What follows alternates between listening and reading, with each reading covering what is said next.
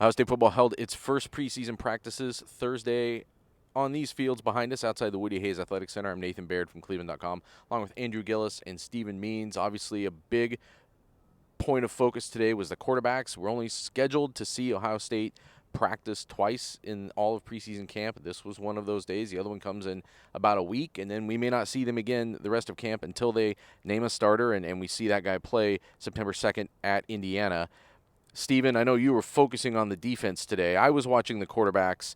Not a lot of competitive head-to-head drills necessarily. They even had them split up. They were splitting reps with the ones. There was a point where they had Kyle McCord was, I think, Team Scarlet. Devin Brown was Team Gray. They had some first-team receivers with both of them. So what were you, in any of your glimpses, trying to see from both those quarterbacks today, and anything you gleaned from that? Yeah, I think I got to see a little more than maybe I was planning to see. Just Ryan Day said on Wednesday that they're at full strength, and they basically were, outside of Cameron Martinez, wasn't a full participant in practice, but I've been told that that's nothing serious. It's nothing that should be a long-term thing. It's just something short. Other than that, though, they had so many guys. As you said, they had two teams, basically, and they were splitting them up between fields, and so it was just kind of hard to get a look at who was really first team and who wasn't, because guys were split up all over the place. But it did give me a chance to get some glimpses of the quarterback. I saw Malik Hartford, the true freshman safety. He got a pick on Devin Brown. But other than that, I thought that from what I saw, it was more of what I saw in the spring, where Kyle McCord just looked more at ease in the offense. And some of that might be I've been here longer, so I've been in the system longer, but also it could just be he's starting to claim the job a little bit, even if this is first day of fall camp. I wouldn't expect a decision to come anytime within the next 5 days, but I would say Kyle McCord is ahead after day one. This was our first chance to see them, obviously, preseason camp. Andrew, it's your first chance to see them at all. Anything that you took away from, as you were observing the offense today and how the quarterbacks performed? 33 looks weird, doesn't it, on a quarterback? It looks very unique on a quarterback. No, but kind of like what Steven said. I came in, unwalked snow. It was complete blank for me. It just – things felt a little smoother with Kyle McCord. Like it was just, things seemed to flow a little bit better.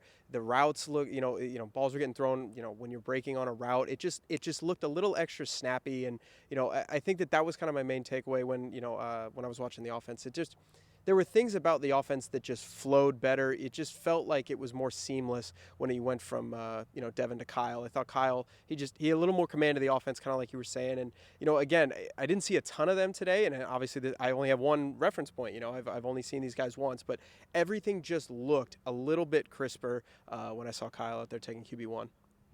I agree with you guys, and I was focusing on the quarterbacks today, and that was, I think, basically my main takeaway. There was the one interception, and it was at the end of the field, so I can't say for 100% who was at fault for it, but I know that Devin Brown was running a lap after it, so probably wasn't Malik Hartford's fault that he picked off the pass in a bad way. And it does just feel like that. And as much as Ryan Day says that these guys are, very little separation, pretty much since the start of spring, there has just been a little bit of a cleaner feel with what Kyle McCord is doing. However, I will say this isn't like, some of the practices we heard about C.J. Stroud where, like, the ball never touches the ground or whatever. Like, that's still happening out here for both of these quarterbacks. So I think both guys, regardless of who they're going to eventually name as starter, I think it goes back to something we talked about a lot in the spring, which is you're still chasing the standard that Ohio State expects from its quarterback regardless. They're going to name someone a starter. The question is whether or not that guy plays up to the level that Ohio State needs to run this super high-powered offense and do everything, accomplish everything that this team can. And I think there is still room for growth for both of these guys because they're trying to get both of these guys to that standard. We're going to talk about this a lot more on Buckeye Talk, and get the text 614-350-3315. We were texting details from 9 a.m. this morning when we saw the roster and little updates that had to go out. You get it from us first on Buckeye Talk.